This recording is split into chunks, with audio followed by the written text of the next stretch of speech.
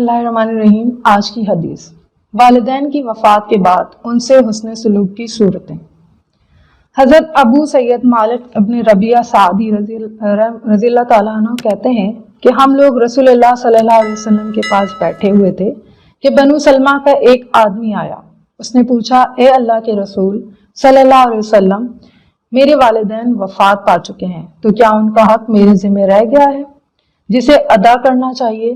آپ صلی اللہ علیہ وسلم نے فرمایا، ہاں، والدین کے مرنے کے بعد ان کا حق یہ ہے کہ ان کے لیے دعا استغفار کرتے رہیں، ان کی جائز وصیتیں پوری کریں، ان سے تعلق رکھنے والے رشتہ داروں کے ساتھ اچھا سلوک کریں، اور ماں باپ کے دوست اور احباب کی عزت اور خاطرداری کریں۔ اللہ تعالی ہمیں عمل کی توفیق عطا فرمائے، آمین۔